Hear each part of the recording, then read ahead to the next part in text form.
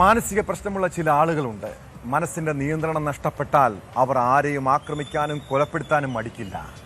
മനസ്സിൽ പകയുമായി നടക്കുന്ന ഇത്തരക്കാരെ സൂക്ഷിക്കണം കേട്ടോ. കോഴിക്കോട് പാളയം സ്വദേശി ബിജുവിനെ കുത്തിക്കൊന്നത് ബന്ധുവായ യുവാവാണ്. അതിന്റെ കാരണത്തെക്കുറിച്ച് പോലീസ് അന്വേഷിച്ചപ്പോഴാണ് ഈ പ്രതികാരത്തിന്റെ കഥ കേട്ടത്. പ്രതി ദീപക് മാനസിക പ്രശ്നമുള്ള ചെറുപ്പക്കാരനാണ്. ഒരിക്കൽ ദീപകിനെ ചികിത്സയ്ക്കായി ആശുപത്രിയിൽ കൊണ്ടുപോയത് ബിജുവിന്റെ ഇടപെടലിനെ തുടർന്നായിരുന്നു. അതിന്റെ വിരോധത്തിലാണ് കൊലപാതകം നടത്തിയതെന്നാണ് പ്രതിയുടെ മൊഴി. ബിജുവിന്റെ ശരീരത്തിൽ 45 മുറിവുകൾ ഉണ്ടെന്ന് പോസ്റ്റ്മോർട്ടം റിപ്പോർട്ടിൽ പറയുന്നു.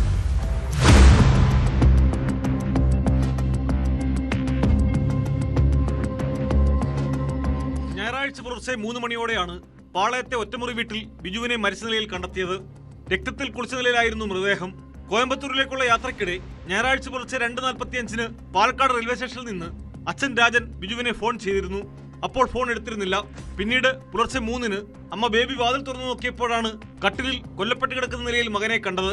ബിജുവിന്റെ ശരീരത്തിൽ 45 മുറിവുകളുണ്ടെന്നാണ് പോസ്റ്റ്മോർട്ടം റിപ്പോർട്ടിൽ പറയുന്നത്. കഴുത്തിന്റെ മുമ്പിലും പിൻഭാഗത്തും കത്തികൊണ്ടുള്ള 18 കുത്തുകളുണ്ടായിരുന്നതായും റിപ്പോർട്ടിലുണ്ട്. ആദ്യം ലഹരിസംഘമാണ് കൊലയ്ക്ക് പിന്നിലെന്നായിരുന്നു ആരോപണമെങ്കിലും പോലീസ് അന്വേഷണത്തിൽ ബന്ധുവായ ദീപക്കാണ് കൊല നടത്തിയതെന്ന് കണ്ടെത്തുകയായിരുന്നു.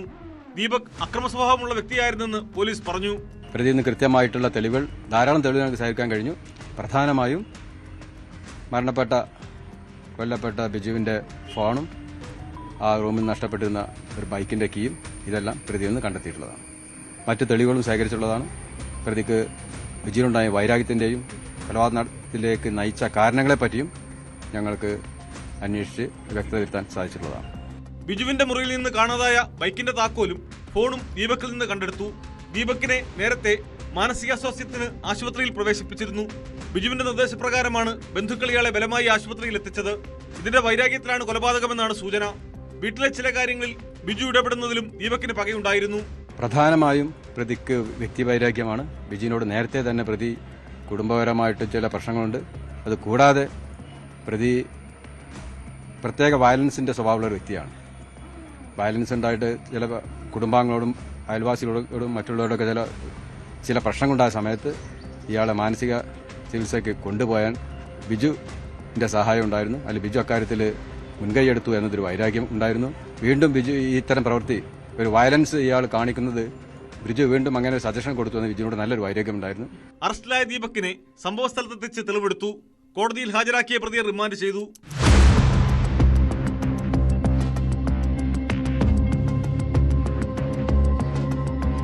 ന്യൂസ് 18 കോഴിക്കോട്.